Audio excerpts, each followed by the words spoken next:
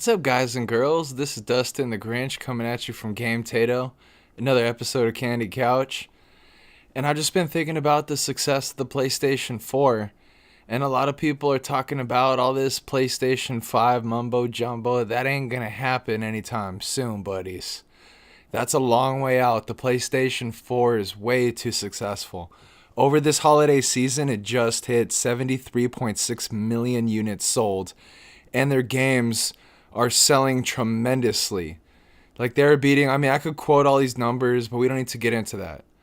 We just need to know that PlayStation right now, and we got some numbers over here, is selling 1.1 million units per month. The Switch is selling 900,000 units a month, and the Xbox One is barely selling 400,000 units a month. I'm rounding because I know nobody cares. We just need to get close enough. All right, guys. And this is a dominated effort from the Sony PlayStation team. They got the PSVR. They were the first on that. They were the first to dynamic 4K or 4K, but we even know the Xbox One X Scorpio isn't truly capable of true 4K. You have to make a few concessions with that console, even though it's much more powerful than the PlayStation, but nobody cares because Sony's got the games, and the PSN store and games sales have never been better for the Sony platform. Yeah, it doesn't matter that last year they sold slightly more consoles. That's not important because software sales are being driven so hard by the hardware sales, and Sony's just going to keep pushing the limits of what they can do. We're at 73. I'm seeing 100 million units sold. It's not going to hit the PlayStation 2 level because I don't see the PlayStation 4 hitting $99 soon. If the PlayStation 4 was $99 right now, that shit would sell 150 million units right now. But Sony knows they can sell the console for a little more. They don't need to take a loss because it's selling so healthy for the price that they're asking, so there's no point.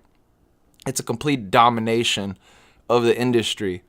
And we've been seeing the Switch be very successful, and they have a lot of good games on the horizon. But the thing is, Nintendo is still in a niche marketplace where Sony's got the FIFA. They got the FIFA 4K. Everybody's playing that shit on the Sony platform. If you want to play with your boys on any particular console or whatever, you're going to choose a Sony because most of the people that you know are probably going to have that console. So that's what you're going to be playing on. So this domination from Sony is never ending. And it's going to continue with all the 2018 exclusive releases. This year we got God of War. That is going to kill it for Sony.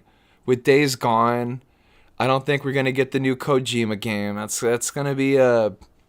I have a feeling that game's going to get pushed back to 2020, and it's actually going to be a PlayStation 5 release. Now, let me look at this. I foresee PlayStation 5 coming out November 20th, 2020. And I foresee the Switch coming out, the Switch XL coming out at around the same time. I foresee the Xbox 4 coming out November 19th, 2021, because they're already a year behind Sony. I think they're going to continue that because it's going to be an easier launch strategy. You don't want to launch up against Sony when they kick the crap out of you the entire 8th generation. Like Microsoft, you made too many mistakes, and I think you learned really hard that like the console is never really won, or the console war is never really won by power. It's won by exclusives, because with exclusive games, then consumers feel comfortable buying the console because they know at least they're going to get to play 7 to 8 games that they can only find on that console per year. But when you got a Microsoft console that's only playing third-party games that are really good, like you have a very difficult proposition, because why would you buy your console as opposed to a Sony that can play all the third-party titles in addition to all these exclusives? And that's the same question that you would ask with the Nintendo Switch. You know, why would you buy that console? Oh, Mario, Zelda, all the exclusives. It's an easy choice. You got Mario Raving Rabbids, you got all the Pokemon, Fire Emblem. It's just Mario Kart, Super Smash Brothers. There's all these exclusive franchises, so you're going to go buy a Nintendo Switch and feel safe with that. But where Microsoft is failing is they're not really making consumers feel safe buying their consoles because there's no exclusive games, that are really exclusive to that platform. 2018 is going to be better, but it's still not a home run year, and especially after the rough 2017, I really don't see Microsoft really being able to come out of the gate, even if Sea of Thieves and mother freaking goddamn it State of Decay 2 is amazing.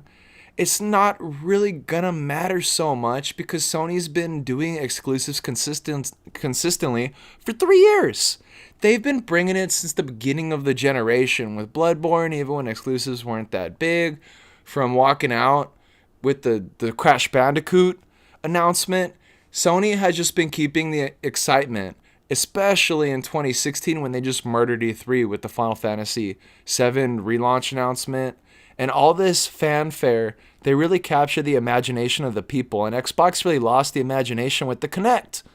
When they made this underpowered console with the Kinect and no exclusives that were truly extraordinary, they lost people because it was too expensive of a console and you really felt assed out.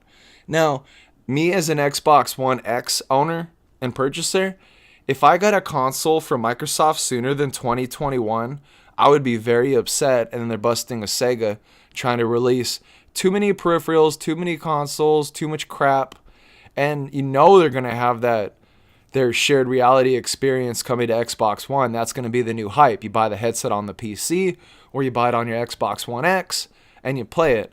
I really feel like they're going to push this mixed reality experience at the next year's E3 to try to get more exclusive games to the platform. And a mixed reality headset could really do that for Microsoft and bring hundreds of new games and possibly a lot of exclusives to the platform, especially with things like HoloGlass and these Minecraft experiences where you're pulling them out of the television and playing them in your, close shared reality with your television. That's an amazing idea.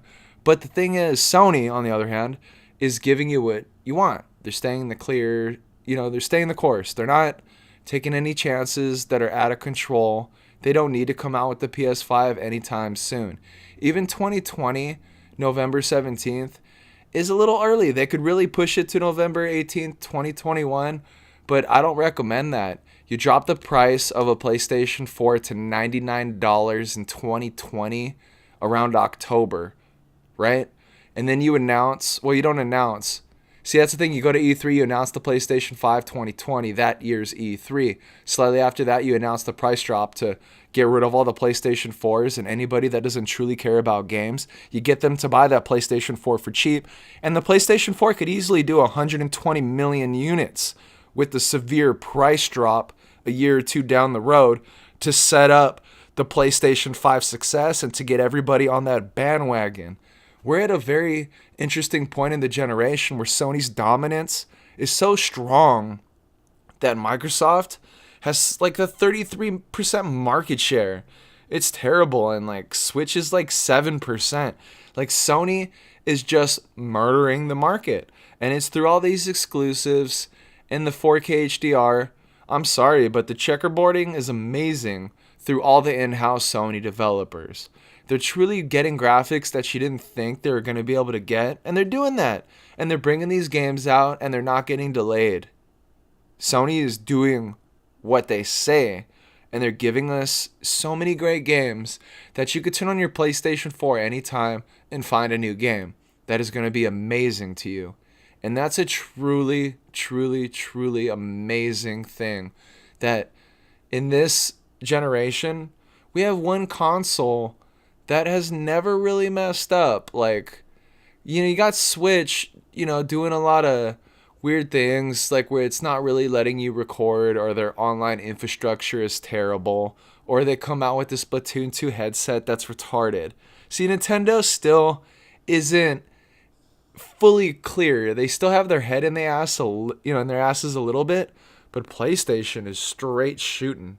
They give you games, they give you the console, they give you the graphics, they make it easy, there's no pain in the ass, except for the whole HDR pass-through fiasco with the PSVR. That was terrible. But nothing is as terrible as the Kinect launch with the Xbox One and overpricing that console. Nothing is as bad as Nintendo Switch just underproducing this console when everybody wanted to buy it, and now it's kind of whatever, and everybody just bought a PlayStation 4 because you couldn't get a Switch. Nintendo, do you not realize how much you helped Sony grow this year? Like, I know you had a great year, but that's only because Xbox has no exclusives, and you did. So you're able to push this handheld hybrid console, and that's what helped you. But in the next years, with the Xbox One X and the PS4 really taking over the market and dominating it on everybody's faces, it doesn't really matter what anybody else does because Sony's really killed this market. If they ride this train and announce, like, hey, low key, yeah, PlayStation 5 is coming November 17, 2020, you know how big the hype is going to be? And I'm sorry, like, this is the new standard for the industry. You come out with the new console, 3 to 4 years later, you have a mid-console refresh. 3 to 4 years later, you come out with the next version of that console. It keeps things fresh. It keeps people that maybe thought, oh, I'm going to buy a PC. I'm just going to stick with that. No, they'll buy a console because it's that little extra that they needed on that mid-gen refresh.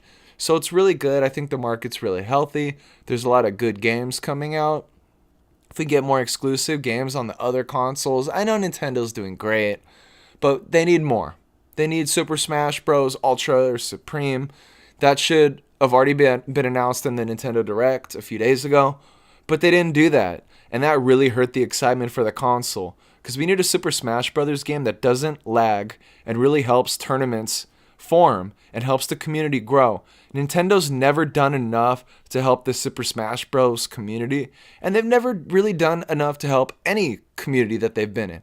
They're always, BFing YouTubers or screwing them over. They're always really hurting the audience that really makes them popular, and that's why Nintendo's really never going to be number one again until they get their heads out of their asses, because I really do love Nintendo. I love their games. I love their consoles. But it's the small details that really screw Nintendo. And this generation, Sony's really nailed all the small details, from a great price at launch to nailing that 1080p resolution that everyone wanted after that, to nailing all the exclusives that came afterward. And then when everybody bought so many games and they couldn't buy anymore, they gave you external hard drive support so you could continue to buy games. Like, Sony really killed everybody this generation, and no matter what you want to say, you're wrong. Because Sony, there's no fanboy war this generation. Everybody else has lost the 8th gen. Sony is the clear winner of this generation, and they could wait on the PS5 till 2021, but I really don't think they would like to do that, because the Ryzen chip is going to be so expensive to mass produce in 2020 that you're going to get some great 4K native resolution games that are truly going to have all the newest features that you expect in games. So, thanks for watching, guys. I love doing these videos. It's been another Candid Couch with my buddy right here. I'm going to get my dog. This is my dog right here. We love doing these videos. Peace out, guys. Peace out. Yeah, guys. Game Tato. Ah.